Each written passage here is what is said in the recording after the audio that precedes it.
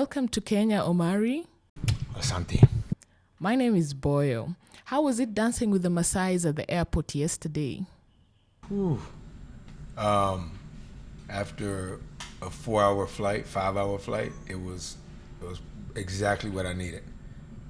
Because I was on that flight, and then prior to that, I was coming from America, as you know, to South Africa, which was a 14-hour flight. And then I ran through South Africa as quickly as possible in 5 days, and then flew to Durban, and then Durban here. So I needed that shake up. That thing was perfect for me. And just so humbling to get off of a plane and just have one person greet you. You know, it's a nice thing to get off a plane and have one person greet you.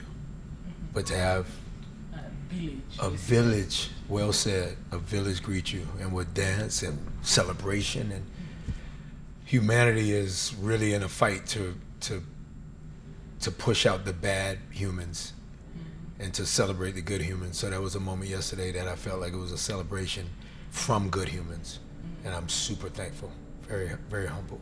What should we expect from your stay in the country? Everything. Which includes? I didn't know what you were going to fully ask, but you can expect what I've already done is I came to town and after freshening up a bit, came to Tattoo City and hung out with, of course, Stephen Jennings, who is the proprietor, the curator, the developer of this incredible place, along with his partner Preston. So I went to a dinner, myself and John Burns. We're, of course, in the HQ house. I call it the HQ house, that of which started in DC, speaking of curating a space for people to be celebrated as the best of who we are, and this is that. And so John Burns is also my conduit to coming to Kenya. He's a little brother of mine. He was way more of a little brother when I met him. He was closer to 25 years of age. I think he was 24 going on 25. And that was about almost 20 years ago, and now he's doing some pretty good things. So what you can expect is me going to dinners like I went to last night, hours after getting off the plane, which was only minutes after being celebrated, of course, or hours, after being celebrated off that plane, the way that you asked about how that made me feel. Did a dinner, big symposium around that table of thinkers, of lovers, and of executors, which is a word that's not often used enough. And we are thinking about ways, and we're putting to action the thoughts about ways that we will execute various things in Kenya, and giving a lot of aid, a lot of money, job opportunities, which of course will therefore bring in money so that people could take care of the people they need to take care of. So, and you can expect me just walking up to a bunch of kids on the side of the road and sitting down and, you know, talking to them and filling it out, which I did. I got so much of that today when I was on my bike ride. So we went back to Stephen Jennings' estate, which is in the midst of the coffee estates, and really just hung with the natives, the indigenous people. I try to take in all of the development in any place I go. So I typically never stay around a hotel, even on all those years of power. If it had me going to different countries to promote the show, my nature is to get into the thick of the city, the village, the province, whatever I can get my hands into. So I'll get my hands into some pretty good things while here. Any Kenyan food you enjoyed during dinner? Yeah, roti is always good to me. I had some of that last night, but fish. The fish was the best thing that I had last night. Actually, the roti was before I got here. When I got here last night, I had fish. I had, what else did we have? Tomato bisque, which was really good. The tomato soup. But the fish stood out to me, and that was as Mr. Jennings' estate, Stephen's estate. So no, are you trying to take me somewhere to eat? Yes, we can do that. Yeah, you got to take me, because I haven't sat and ate a proper Kenyan meal yet. So I got to do that. So somebody, please listen to that, anybody who's listening to this interview, because I need some proper Kenyan food. Now, the Kenya film industry is growing, and actors worldwide are struggling in terms of getting projects. Some months you might get them, other months you do not even have work. What would you advise them, you being one of the actors? It's a great question. I think an artist must always be in motion. You got to be in motion. So I'm not one that, and it also, that's a really good question. It also depends on where the artist is at that point of their career, his or her career. If you've made enough money to sustain your family, and that's obviously a very different thing for a Kenyan artist than an American artist, than a British artist, than a Canadian artist. You know, I'll just name those three areas. You have to know what you will not say yes to. You have to absolutely go, I'm not doing that kind of project. I'm not telling that story. These are stories I'll tell. So if those stories that you will tell, even if it's a student film and some young director in Kenya is asking you to be a part of that student film, because there's plenty of that, I would imagine. Is that correct? Yes, yes. Be in motion. Doesn't matter if it doesn't come with a paycheck. If you know the bigger picture is that you're building a career. There's a massive difference between trying to get jobs and building a career. So the problem that I have with the industry as it pertains to the parts of Africa I've been in, the opportunities are limited, not only as it pertains to people in front of the camera, obviously, but also in terms of people behind the camera. Someone who is a lighter, a gaffer, a makeup artist, you know, a teamster, driving the actor to and from set. I just feel like any opportunity affords motion. So as long as you're doing your craft in motion, able to do your thing, tell a story, bring in all the bad stuff about who you are, bring in all the good stuff about who you are, and put that in a pretty well-written story, I think that would be my advice. Stay in motion. Try to find people telling story, even if it doesn't come with finance. Because by the time you get an opportunity to make some money again, you might be cold. You can't ask an athlete to go into the game when they're cold, right? Yeah. So you got to stay warm. You got to stay warm. What would you say was your perception of Africa before coming to South Africa, and even now that you are in Kenya, and how has it changed? I only had positive perceptions because I grew up in Atlanta, Georgia, which is a very chocolate city.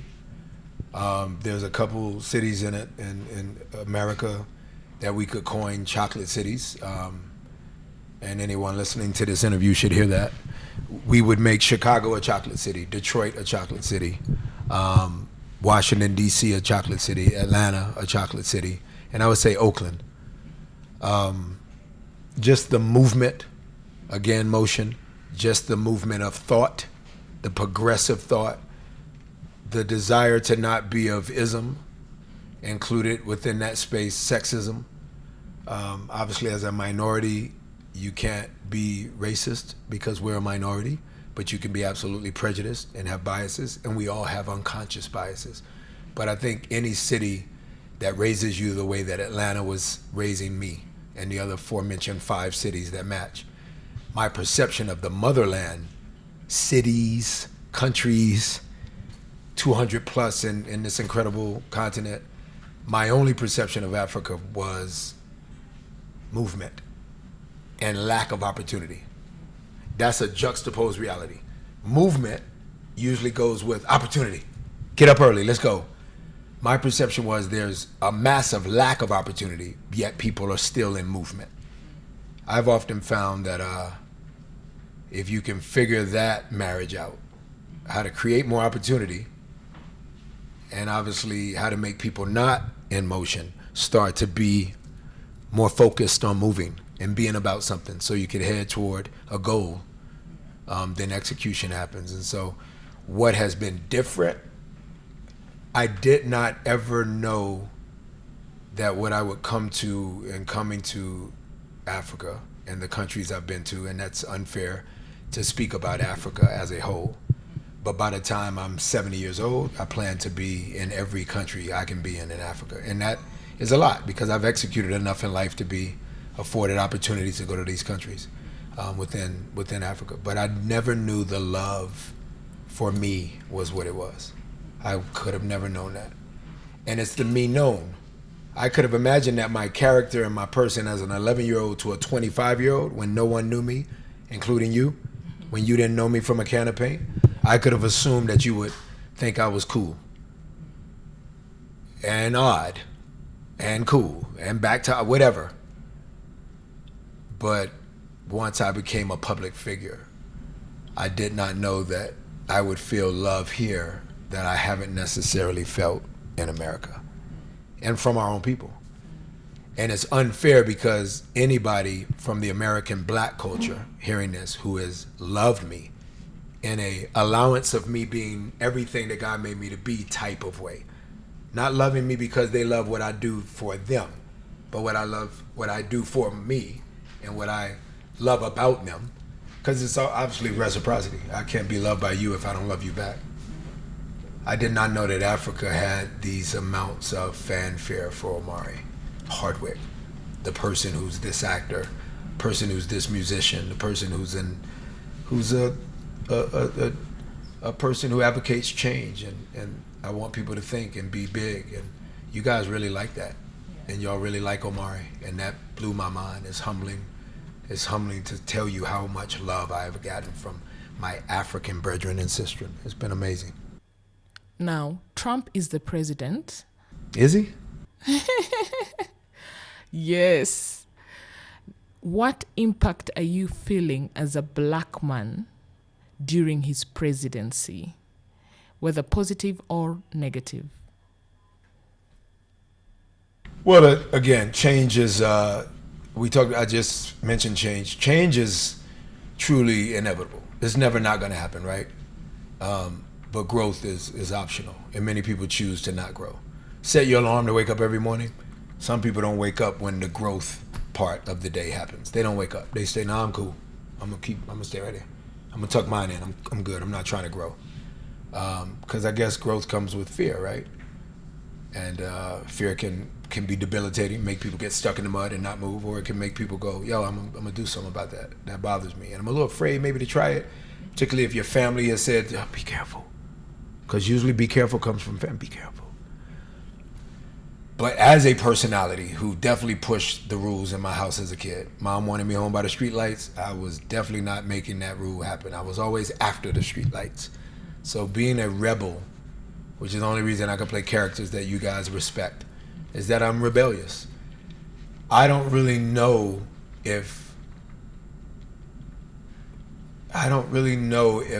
we could ever get where you might think America got years ago, and your questioning is only because you assume we got to a place. And so you preface the question with, now that Trump is in office, even if you didn't use the word now, you're insinuating that. Now that he's in office, what has changed? As a product of great-grandparents who were still living when I was growing up, I was very close to my great-grandparents, super lucky. My parents were kids when they had me, 18 years, 19 years old when they had my older brother, so probably 21, 22 when they had me. I don't really know an America that different because a lot of my education has been at the hands of my family. They afforded me because they worked hard, formal education, but they equally would educate me over here and go, now here's some real stuff you need to know. So I think, again, in those chocolate cities, sometimes you really learn some things that they don't teach in school. And so what I'm finding is that there might be this fear happening in America presently because of where we are, but I don't necessarily fear it the same. What I fear is those who can't protect themselves, who don't have position, who don't have opportunity, who don't have a microphone and or a stage to answer such a question. I fear the debilitating reality that they've lived their whole life. I fear that just continuing. So I got to do my work. I can't just be doing work in Africa. I got to do work in my backyard equally. But it's still an America that never says sorry. America's never waking up one day and said sorry. Sorry, red people. Sorry, black people. Latinos who've come in, sorry, brown people. America's not big on sorry. So I think Donald Trump as a president has promoted in many ways people almost becoming more indignant and more stubborn in terms of not being next to another human being and going, let me ask you a question. I don't know what it's like to be in your skin color or in your gender or having the lack of opportunity and lack of money that you come with. Can you tell me what that's like? That we were headed there where conversations were at least happening amongst American citizens. That's not happening. There's a divisiveness, and so that's what I feel. my grandparents, great-grandparents, and parents and uncles and aunts got us to a place where there was at least conversations happening. It's very separatist presently. There's a separatism that's being celebrated, and not by people necessarily who look only like Donald Trump. There's some people who look like us who are not benefiting from the separatism, but they're okay with us not having conversations with people who don't look like us because they've always felt that they were an outsider. I've obviously been included in all colors, in all hallways and walkways, and so I know the need for all colors to hang out and for genders to get back with each other, for both genders to hang. And the world is going through this place of like divide. Like, that's not where we should be. So I feel it in many a country, but absolutely sure I feel the division in my country really bad, and it's got to get better. It's not great. What's the one fun fact about you that your fans don't know? One fun fact. I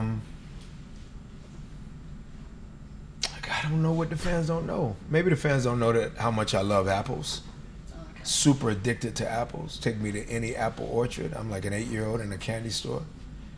Do fans know I ride a motorcycle? Maybe not. Looking back at Power, what do you think made Ghost an iconic character, and how did you personally connect with him?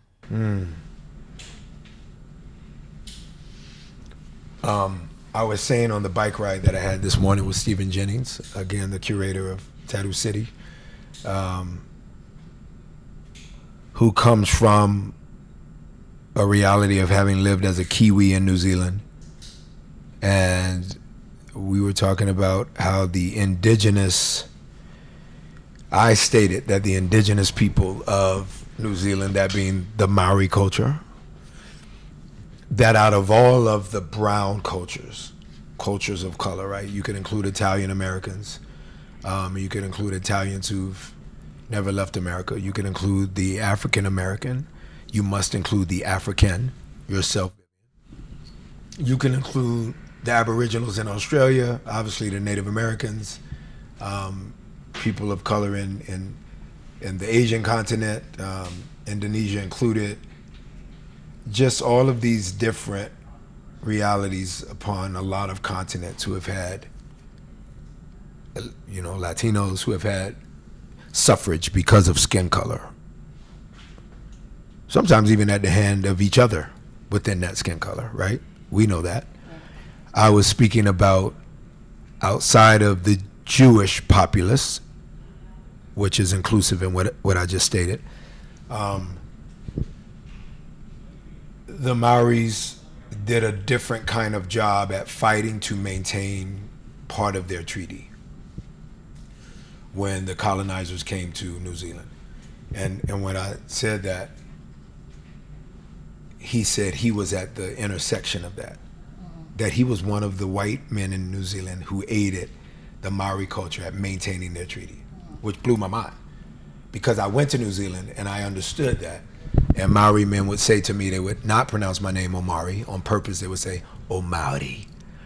And so I think about that warrior side of me, who can be seen that way, and then understanding that the elegance and the love and respect of a Stephen Jennings, who doesn't look like me and you, Vivian, can equally be about that love language, leading with love. And the warrior in me and the lover in me, if that ain't Ghost, that's completely Ghost. So what do I think made Ghost so iconic as a warrior, as a lover? I think what made him most iconic was that he was a dreamer. There's a lot of people within a lot of rooms who are filling big seats, and they're really small people. And there's a lot of big people who are barely fitting in these little seats that they're either being forced to sit in or that which they've chosen to sit in when they have options and they don't realize they have options.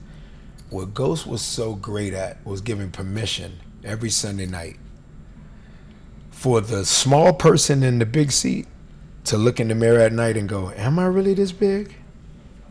Ghost called out imposter syndrome.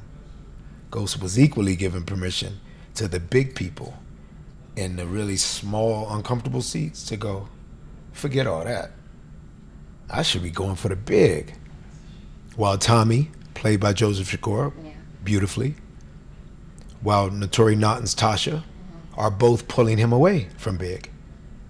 He gave permission for them to be big, but any viewer on a couch on Sunday night started leaning in a bit more to go, yo, he really believes he can go do it. While selling illegal narcotics through the greater parts of New York, while being murderous literally at times, but while equally being murderous in a meeting, at a table across from someone who didn't look like him, and feeling superior in that room, feeling superior at that table. But 50 said it best in Curtis 50 Cent Jackson's song that led in the show.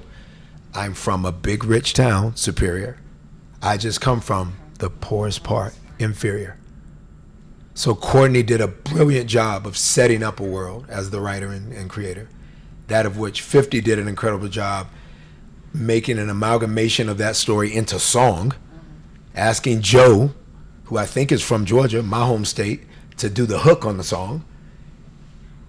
And he's singing that part, right? 50 is doing the verses, Joe's singing that. And y'all are dancing before the show even starts, because you're not just moved by what's being pushed through the speakers in terms of the beat of the song. You're Africans. You're going to be moved by any sound, but you're being moved by the story. And Ghost was right at the intersection of that story. He was the warrior who was the lover, but he was a big-ass dreamer. And I think it's impossible to not root for somebody who is a lover, who's a fighter, and who's a dreamer. Like, those three things were who he was. So you forgive the gunshots. You forgive the distribution of drugs, just to live another day to watch and believe that he's going to lead you right next Sunday when you're watching.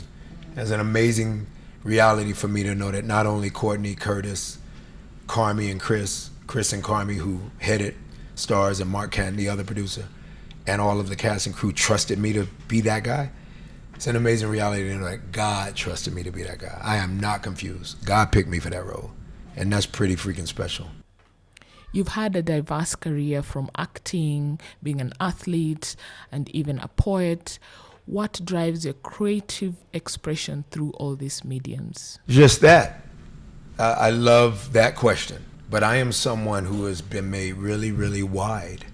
God made me so wide. So what drives me is opportunity to show the different colors in the bag that God gave me. Like, I can't, you know what I mean? Like, I was a football player who played basketball, who ran track, who played baseball, who started out with soccer. But I've played all of them. So I don't really know if anything would be more inspiring to me than if you bring me 5 different bottles and say that I could take a taste test each week. And then, you know, certain people go, get rid of those 3, I'm sticking with these 2. If all 5 taste good, and I'm not saying all the gifts I have are that tasty, but if God gave me enough of the gift, I gotta try them. So what inspires me is trying everything that it also gives me permission to give you permission for you to try some stuff. For one opportunity that a young person might have to ask me a question, if I say, my answer to your question is, go try everything you can. If that person goes, I will. If they meet me 20 years later and go, I tried everything that I could, and I'm now working for them, that's so inspiring to me, to tell somebody to go be everything. So I'm trying to be everything.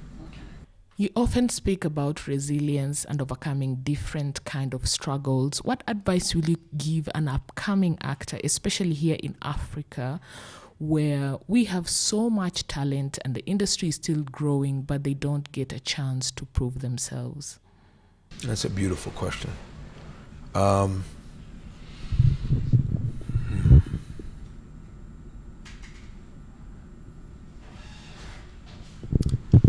I'm kind of old school in the sense that work ethic, to me, it really matters. I think that anybody, because I want to say to you, I would tell them to make sure it's their call. But the reason I said that your question was beautiful is because I could tell that you're asking in a way of, stating that the people I'm asking you about, or stating Africans who are artists, actors, musicians, I could tell that your tone made it as such that they know it's their call. Because the first thing's easy. I could answer and go, they got to make sure it's their call. I pushed this shit out of bed a bunch of times. I tried to go back to Atlanta, Georgia and give up a bunch of times. So you got to make sure it's your call. If it's your call, you can't give up. If it's your call, you can't give up. But what you can't also give up is your work ethic. You can't go, I worked crazy hard that month. I watched 7 movies every week and from 7 different actors. I watched 4 Denzel movies. I watched Chiwetel Ejiofor in 2 movies. I watched James Earl Jones, rest in peace. I watched Brad Pitt's early work. I watched Meryl Streep's work. I watched Don Cheadle in Hotel Rwanda 30,000 times. You can do all of that. And this industry still comes with people who are allowed to tell you when you'll get work. So for me, the only thing that I can really say is you gotta constantly be given work. They're gonna give you a job, but you gotta be given work. And the way to give work is to yourself. You gotta go, I gotta work. I gotta find the stage. I gotta always tell people, find the stage. There's some kind of playhouse that's offering a play somewhere. They're not paying anything. Yeah, but your craft is getting better. You gotta be ready when they call you in. You get thrown into the wolves and you don't know how to do whatever. You can't be thrown into the ocean and then expect to swim when you have stopped working on your swimming. So I think work ethic is the only thing I can say, and networking is huge. How about that one? Networking, I'd finish it with that. Who you meet, understanding what to ask when you meet certain people, what to ask. You might be good at not grabbing the phone and going, can I get a picture? You might be good at that. But then you might ask a question that's like, then you get in your car or you get on the bus to ride back to the township and you go, shucks, I should have asked him this. You gotta calm yourself enough before you walk in certain rooms to know exactly what to ask. Because sometimes you got like 2 minutes to ask somebody something. In that 2 minutes, they might answer and then they might go, what are you doing next week? You know you got them. And you might get a job because of that. So networking is really big, but make sure that you freaking believe in work ethic. It actually works. Thank you so much. Thank you so much. Great questions. Really great questions. Thank you.